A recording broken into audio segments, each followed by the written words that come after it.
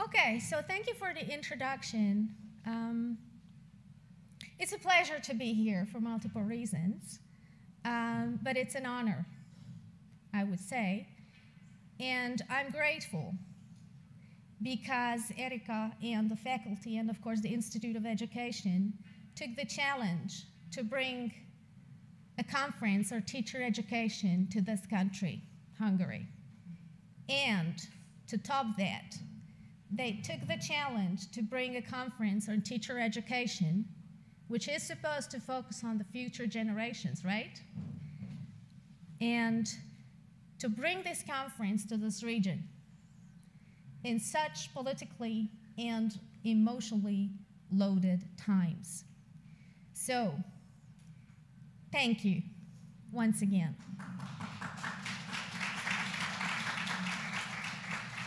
And so maybe I should begin with a little personal reflection.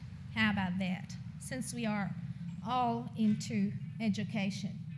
We were told and taught that reflection is a crucial process in our jobs, in our learning. So when I was preparing for this keynote, I took the opportunity to reflect upon my own personal journey as a teacher and as a researcher. I am a teacher originally, but then my PhD actually pushed me off that path and became kind of like teacher and researcher in higher education. But I did work with pre-service and in-service teachers, especially in my early years. I did not distance myself from teaching and, of course, working with novice teachers, in fact, because I study universities as sites of learning. What does that mean? I look at how faculty learn about themselves, about teaching, about their students. So it's very much related to teacher education. The context is slightly different.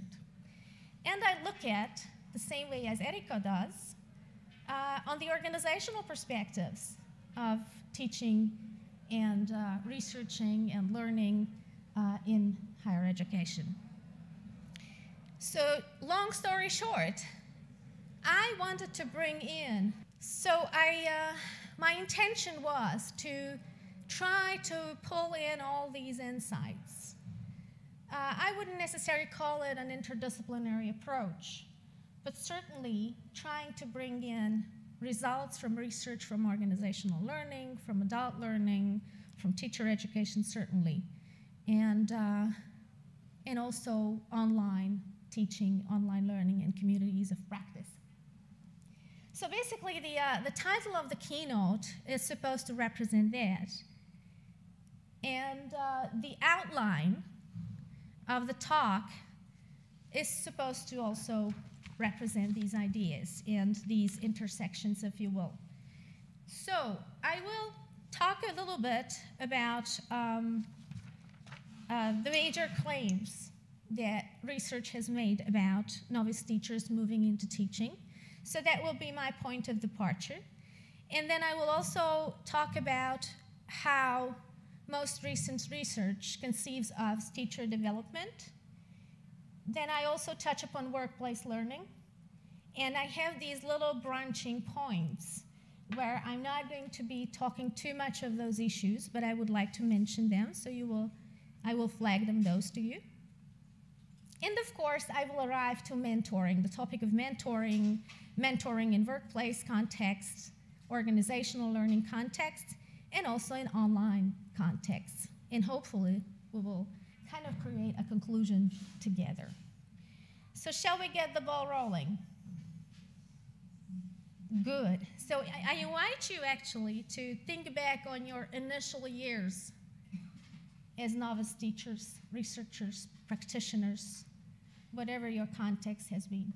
Okay, I give you a second. Meanwhile, I go to the point of departure, drink a glass of, not wine, not yet. Okay, so we all have our personal challenges, right? As novices in whatever we do. And what the research says about novice teachers entering the field or moving into teaching, they experience it as reality shock or practice shock, right? Because they have to move into the working life from their university contexts, even if they had the practicum. And some researchers say that there is a potential disconnect between university-based teacher education and everyday school life. Hence, there is a tension between theory and practice. Not all researchers say that. You can see the references, some of them do.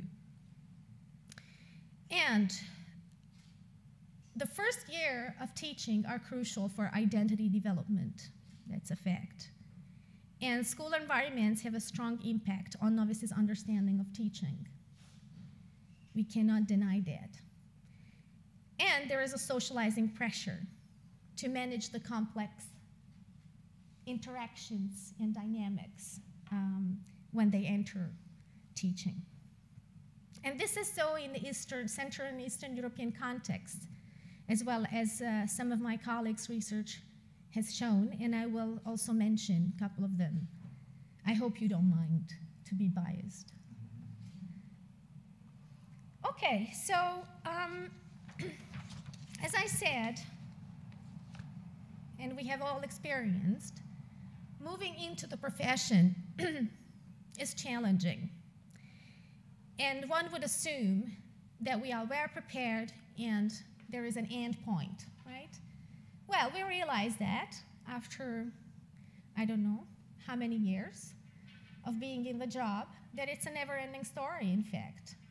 So how research, and we all, to some extent, conceptualize teacher development, is that teacher development is a journey and not a destination. And I borrow this framing or notion from McMahon and colleagues. So we know the framework, right? The initial teacher preparation, induction, and continuing professional development. I just mentioned these for the sake of that. And I can refer to the European documents as well, which indicate these stages. But the underlying notion is, of course, that we conceptualize teacher learning as a development across the career. And also, it's a lifelong learning experience. So in fact, this is how maybe I come into the picture, because I do research on how adults learn throughout their lives, basically. Okay, so I want to outline and further some other challenges, but rather say that they need support, right? So they are out of the university context and they move into the profession. So this induction phase, so to say, is the first big station process in their learning path. So my talk will, I hope I'm clear on that point. I focus on novice teachers who have already their degrees eventually. They have some practicum experience, but they are moving into the field. And I think this is crucial, taking into consideration the discussion that we had after Brad's keynote yesterday about retention, for instance, right? How do we keep teachers on the profession? How do we recruit new teachers to join the club? So I think whatever we can do about the first years is going to do good to the entire system. Okay, so we know that it's between pre-service teacher education and continuing professional development, and it's happening in a workplace environment and the processes which are involved, learning to teach, the socialization, as well as the support, like building, creating the network of support. And of course, novices acquire the knowledge of their pupils, reconstruct their personal images of themselves as teachers, and develop classroom routines, just to be very concrete. And eventually, and maybe not even eventually, but most importantly, the first years highly impact whether they stay in the job or they quit. This is also recognized in European documents, and I was so relieved to read them again. So this is what is highlighted and I quote the document's title, Developing Coherent and System-Wide Induction Programs for Beginning Teachers. That's a European document. And there are 3 areas in which we should think that teachers, novice teachers, need support on the personal, social, and professional side. And the little points under these big categories are reflecting the goals each of these clusters of support should focus on or cater for. For instance, on the personal side, develop identity as a teacher, right? Or reduce stress and anxiety, motivation. On the social side, socialize into the environment, promote collaboration. Or on the professional, develop the teaching competencies, but also develop competencies for a lifelong learning path.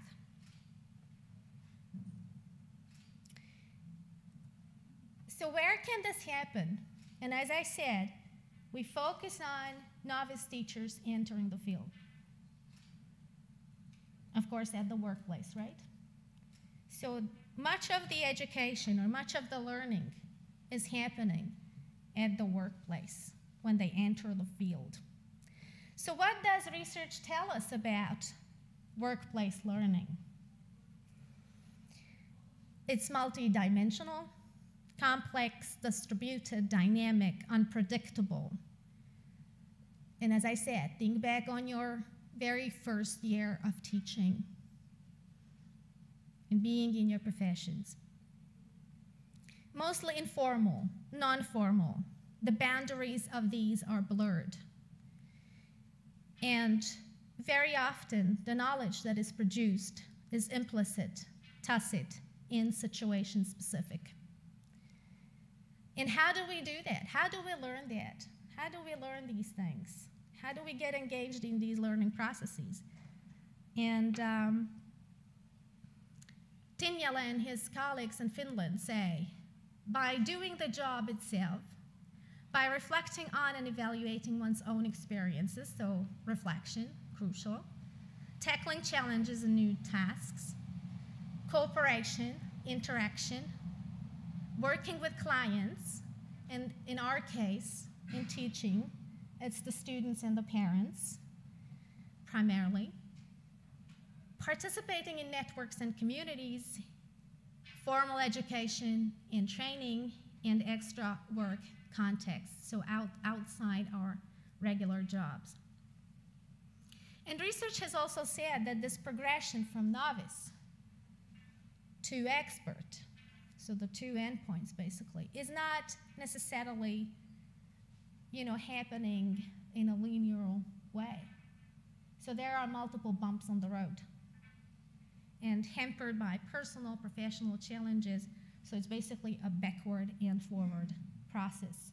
So therefore, again, I say my major claim that support is crucial, especially in the initial years. And here I would like to refer to Orlan Barak's research, and she published a brilliant paper, 2021. And she's saying that novices' learning or novices' behavior and their workplace and how the workplace dynamics go in terms of learning are in a living contradiction. So that's her term, and I like that so much. And then there are some other colleagues who basically reinforce the same idea but did not use this expression, which is so telling. So a couple of words about how do novices learn at the workplace. rigid reasoning, for instance, single perspective to problems, being blocked when experiencing dissonance and when encountering new and unfamiliar situations, a strong focus on themselves and on their performance, the anxiety around performance, and of course, taking into account the authorities around them, whoever those may be, and trying to adjust. Now, ideally, how does workplace learning go? Collective. Oh, yeah, we'll learn together happily. Multiple skills need to be activated. Simultaneous and contextual thinking in action. Connect these, dynamics constantly. Persons, actions, settings, whatnot. So do the analyses in situ. And of course, understand the norms and assume to the norms, and of course, collaboration in professional terms. So this is the context, right? At the workplace, we as novices enter. And please allow me, and I'm just looking at the clock so that I don't abuse the time. Please allow me, I announced that I will do these little curves. Like I branch out from my major line of thought and bring in some other insights and to try to identify the overlapping dynamics in various areas of research. So here it comes, university teachers and workplace learning, right? So whatever I presented on this slide comes from research on teachers, novice teachers, not so much in higher education settings. And this is what I present here is basically that I don't know how many of you teach at universities. I assume a lot of you. So if you can, take a minute or a second, not necessarily a minute, to think back on your own learning paths as university teachers. Here it comes. So taking on the teacher role with a lot of anxiety, right? Very much like novice teachers in schools. And then there is a phase when you seem to settle in. And yet, there is again another phase or another cycle when you begin that I have to find my new roles and I am constantly challenged. So basically, what teachers in schools experience and what we experience as university teachers are very similar. And I quote a couple of research articles which actually highlight this notion. Okay, so coming back to my point, the initial idea, do you remember that? The support, right? That novice teachers need support, and induction is a crucial phase and a momentum in this larger scheme of things. So, and again, I'm coming back to this European document, which says there should be interlocking systems of support for teachers, for novice teachers. And for the first time, I think mentoring appears on my slide, which my talk should be actually about. So we have arrived. I will talk about mentoring as well. I just wanted to give you this kind of lead in. Okay, so mentoring system, peer system, self-reflection system, and expert system is what this document highlights. And it's also stated that actually mentoring is everywhere. So the form, how you would do the peer system support, or how you would support the self-reflection system or the expert system growing, mentoring is always, well, an approach or a tool to be able to do that. So here we are, mentoring for teacher education or teacher induction and teacher education at the workplace. And I'm pretty sure, because I sat in a couple of sessions where colleagues were sharing their research about mentoring. And I'm sure that you are familiar with the earlier research about mentoring, which of course highlights this most traditional notion that there is somebody who is highly respected, knowledgeable, has agency, has power, whatnot, and then you have the novice who is trying to learn in this relationship. So we acknowledge, of course, that this has been like that, but we also have to acknowledge, and since this talk is also supposed to focus on learning in communities, I should bring in other perspectives to mentoring, such as that mentoring is a reciprocal and developmental process, and it is a relationship which is beneficial to all the parties involved. So it's not a one-directional thing, and it not necessarily is a one-on-one constellation. And it should be, or ultimately could be, a more egalitarian relationship. And it should be supportive with the right amount of challenges so that people can grow in this relationship. And of course, there is purposeful facilitation. And if you look at the references that I have been using, and the ideas that I'm showcasing, they say adults, right? So whoever is in these constellations at the workplace is an adult. And here is my next branching point. I'm not going to talk about too much adult learning. I'm happy to continue the conversation with you in the slot that is dedicated to me, although it's after lunch.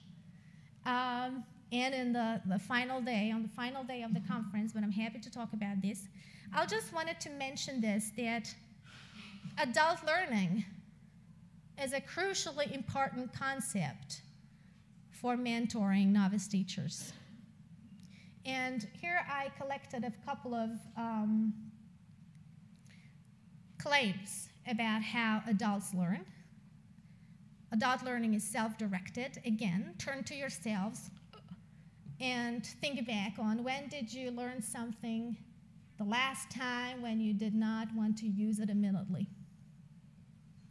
You learned it just for fun and, because you have so much free time.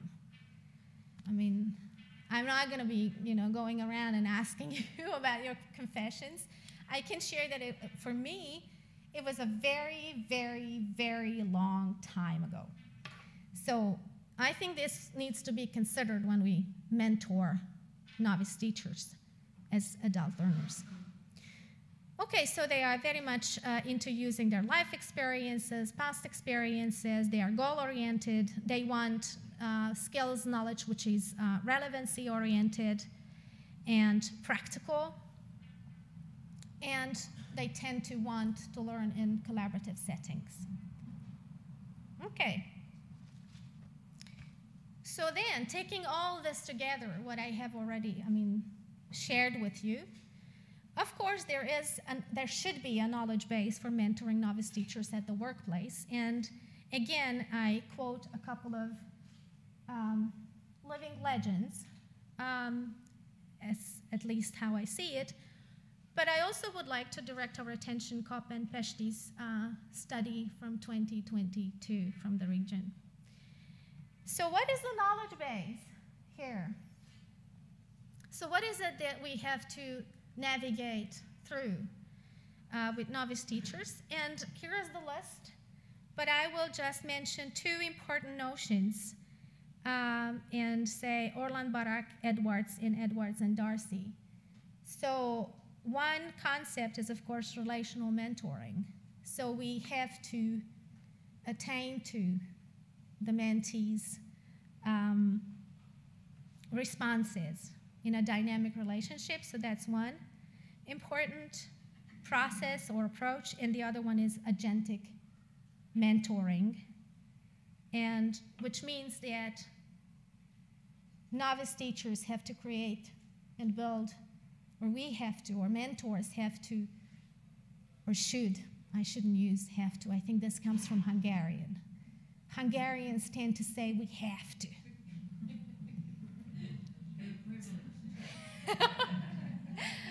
All right, anyway, so that's I have to code switch a little.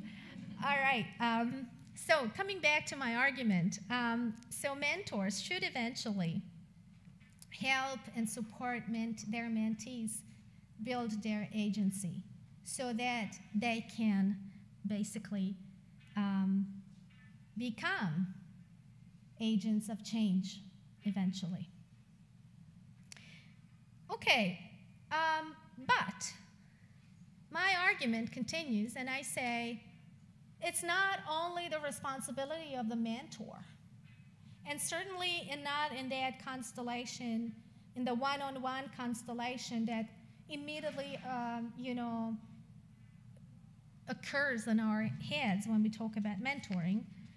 But mentoring happens in an organizational context with many players and agents. And here is the third branching point. And as I say, don't worry, I'm not going to be talking too much about organizational learning here, but I thought it's important because organizations can learn through mentoring. So it's not just those who are mentored can learn, but it can impact the organization, as research has highlighted. And of course, I'm pretty sure that you are familiar with the developmental networks approach or theory by Higgins and Cram, and which highlights basically or underlines the importance that mentees in a workplace setting, in an organizational setting, such as our novice teachers in schools, they have these relationship constellations, as Graham calls them.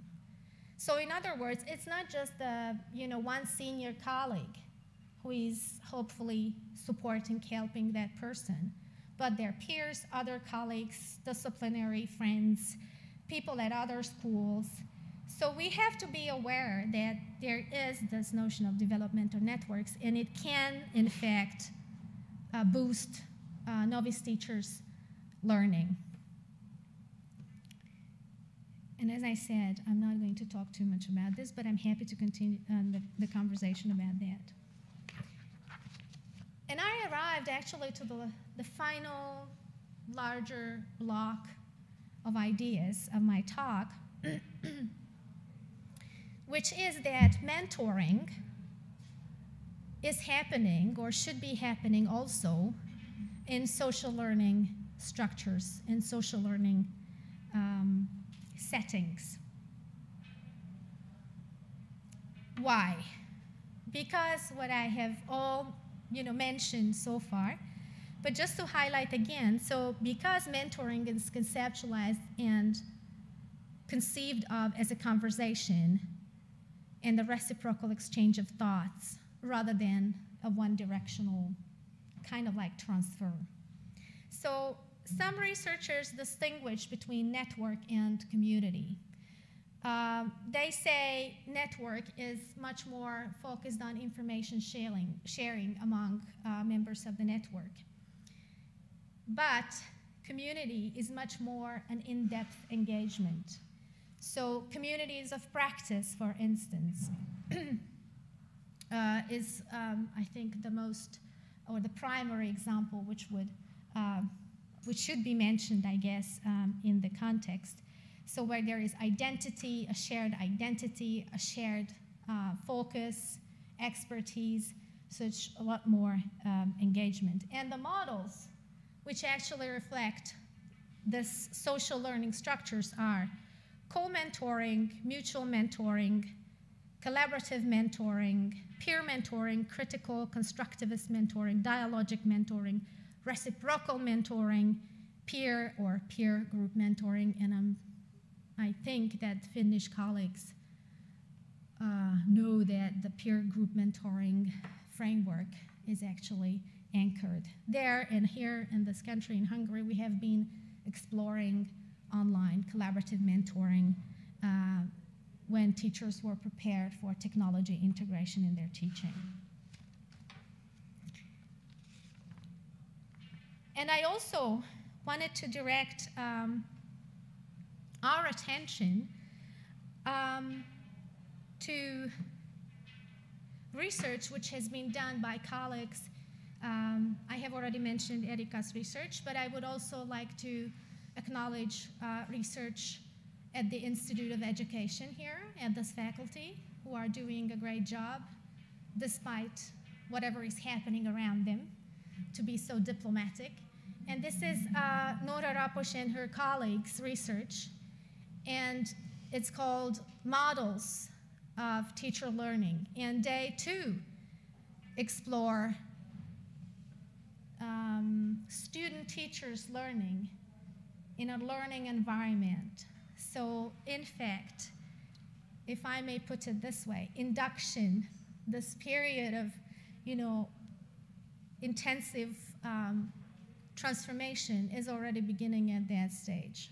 And it's not on a one-on-one necessarily, but in a learning environment setting where the learning environment is actually, can be supporting these individual learning processes. All right. So here are basically the list of claims again about what mentoring in social learning settings could bring to the individuals and eventually to the groups. Here is a list, but I would just want us to look at this line of, I'm not sure I can use this one. Yeah, mutuality. So novice teachers can ask for advice, this we know, right? And experienced teachers can reflect on their practice. And I think this is going to be key, in fact, in the next rounds, in the next couple of minutes, while I will talk about the online communities.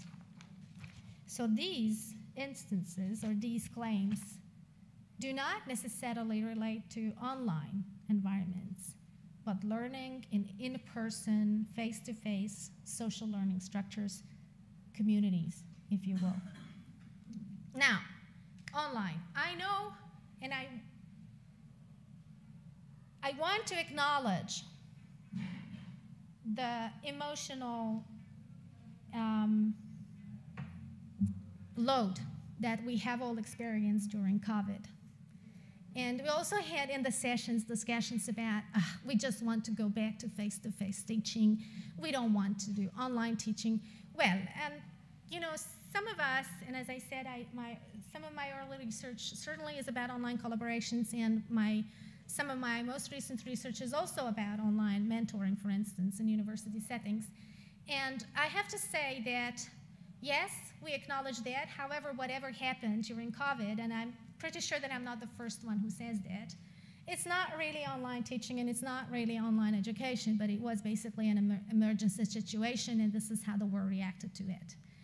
And those of us who had the time or the knowledge, and be anchored in research and decades of research and decades of practice in online education, we know that this was not what we call online education. So therefore, I personally think that, yes, we should reflect those years and look into what we can take on board from those experiences.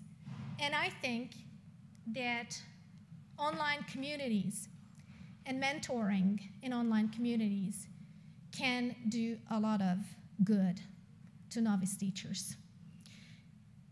And here you can see a couple of definitions and features of online mentoring. Two important and crucial features I would like to highlight. So mentoring or online mentoring should actually do all the things that in-person mentoring does to the mentees. In addition to that, researchers say it's boundaryless. So there is a relative independence of time and geographical distance. And interestingly enough, because of the online environment and because of the online distance, it seems to be more egalitarian. So open, class-free, this is important, and less hierarchical. But of course, we also have to acknowledge the drawbacks and eventually the critiquing of my thinking eventually, or the thinking of some of us who are involved in online mentoring as well, or creating online communities. And it's Dylan Ruken's research, most importantly, that I would like to highlight here.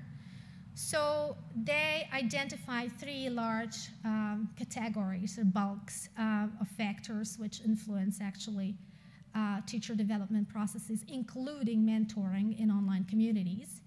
It's the internal factors, it's the design and scaffolding, and the communication. Internal factors. So the prerequisite is, of course, as they say, the willingness to participate cognitively and emotionally. If somebody does not want to go online, does not want to establish these constellations, it's not gonna, that person should be forced, and most likely, no learning is going to happen. And the barrier, as they say, is the attitude and skills against technology. I don't know about your own contexts. Certainly, I know that it took me a lot of reflection to say that I still want to use online technologies in my teaching, and I still want to go back to some forms of online education. Anyways, and the other barrier is losing face. In other words, how much do you share in these communities? How much do you reveal about your constraints?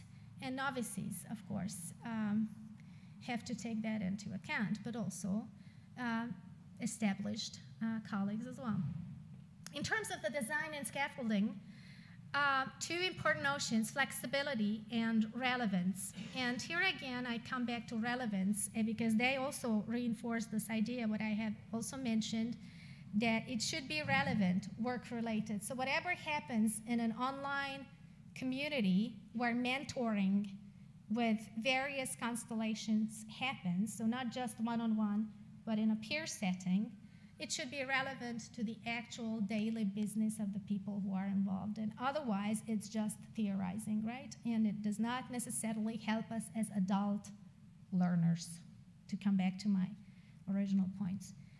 And the final cluster is communication. And here you have two important notions: collaboration, which is supposed to support horizontal scaffolding. And again, horizontal is, I think, very important.